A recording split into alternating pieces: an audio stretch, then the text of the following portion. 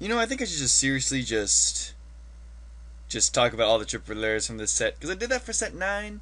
So maybe I'll just do that for set 12, but we'll see. You know what? Maybe I will just because all the set 12 triple rares are pretty interesting. And I already talked about Dungry, so I don't have to really talk about that. So that just leaves like what, 6 more left, including this guy that you see on the screen right now. So I think I'm just gonna quickly talk about them. I mean, why not? All of them are pretty cool in their own way. I really like Luke Gear, but I also like Amon too. So just gonna quickly talk about this card real fast, and maybe you guys think about it, because I think it's really interesting. I mean, I like Luke Gear more because I'm a Pale Moon user, so I'm already biased, but this card is really good in general. So quickly I'll go over it. Marquis Amon Reverse. First of all, this is Dark Irregulars, and they have a cross ride, which is like same for Pale Moons. Why do these soul manipulation decks have abilities where they cross ride? It's like, anyways, Marquis Amon Reverse. Limit Break 4. Lock one of your Dark Regular units, and then this unit gets plus 1,000 for each Dark Regular unit in your soul until the end of the turn. And if you have 6 or more soul, then this unit also gets a critical plus 1.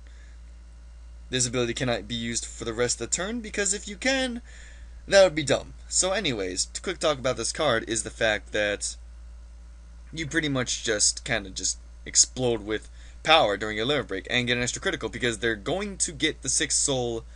Obviously, I mean, if they don't get the 6 soul, then you're not a good Dark Irregulars player, unless you're running something weird, like, you should always get 6 soul, that's like a given.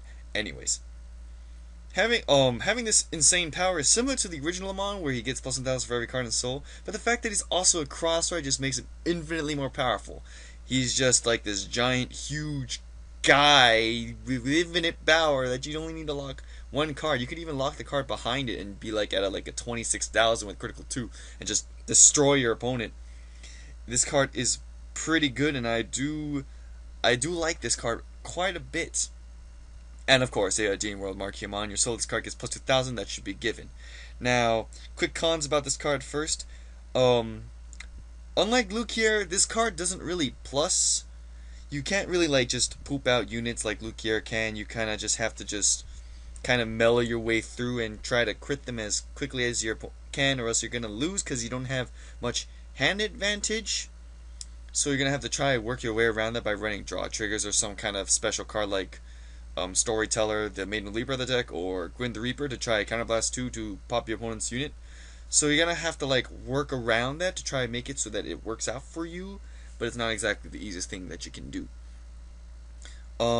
Secondly, you might accidentally soul charge either Amon, like if you are at regular Amon and you accidentally soul charge this Demon Marquis Amon, it could be really bad because you're just like, dang it, I soul charged the wrong card. Oh no, and then you're just like, well then, you might accidentally soul charge your grade 3s that you might need in general. It's kind of a strange deck to work with, but it can work for you. Now, the reason why I think this card is actually good, like Lukier, this card has kind of a little bit of cons and a lot of pros. So, his limit break is to be feared, okay? He's a cross ride with this kind of power. You know, I always told my friend that if Amon ever got a cross ride, it'd be stupidly broken because he would have the same power but a 13,000 instead.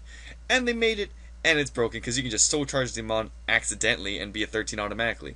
And being a 13, you have that defense of being set 13 and at the same time having retarded power with an extra critical. It's like, it doesn't make sense, but they did it anyway, and I kind of appreciate Bushiroad for doing it because, you know, all clans kind of deserve a cross ride, but not Penguins and Dark Regulars because they have soul manipulation powers. And not only that, but most of the Amon deck gets power just by having an Amon Vanguard, and this one card, Hell's Draw, and her sisters, I think they're sisters, if not related, because they're drawn by the same artist, they all can soul charge 2 for no reason. It just happens. So it's really good in that aspect, and it's just really, really good. And it's really, really cheap. Like, it's so cheap. Except for Amon, the regular original Amon, kinda. I think he's like $10 now, which is kind of expensive, but I digress. For the most part, I think this card is pretty good. a lot of people are saying which one of the two are better, either Amon reverse or Lukia reverse. I'm seeing a lot of love for Amon just because he has an extra crit and gets extra 10,000 and power like that and stuff. But you gotta try the Lukia deck too, because the Lukia deck is pretty dumb. I think it's not once per turn, so you can just like lock 2 to call 2, and then you just next turn you'll have a full field. So I don't know. It's kind of a weird situation because it kind of depends on your playstyle and how you think the game works in general. Because if you want to try to go for a fast game, then a monoverse kind of does it, but then it's a crossroad, so it might end up being a slow game anyway. And with Lukier, she kind of doesn't get the powers that she needs.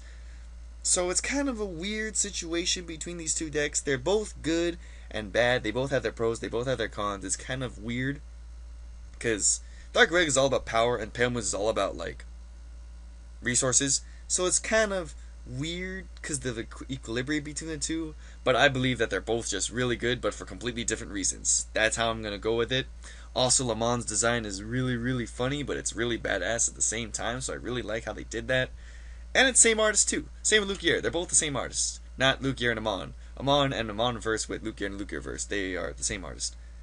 And by same artist I mean Amon and Amon verse are the same artist, and then have the same artist, and then Lukier Lukier verse. Okay, anyways. This card's good. Lukier's good. They're both good because they're soul charging, crazy cross rides. What more do you want? Anyways, I'm gonna actually talk to my friend because he actually ran Dark Irregulars more than I have. He's kind of an expert about it.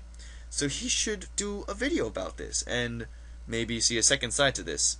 Because that would be cool. I mean, I love second sides. I mean, that's kind of what our channel is all about, you know, having different sides, even though they never post anything, even though I tell them to post something, but they never do anyway. But maybe I'll try to convince him to post a video about this card because his opinion will be like awesome and stuff. Because I'm not a big fan of Dark Raiders, but I'm a big fan of Pale Moons though. So, yeah. Anyways, kind of a long video, but whatever. So, yeah. And I seriously gotta set up soon because I'm getting sick of recording on this computer and having this low res camera. So anyways, I'll see you in the next video. Maybe I'll just talk about Troopers from Central, but we'll see. Yeah.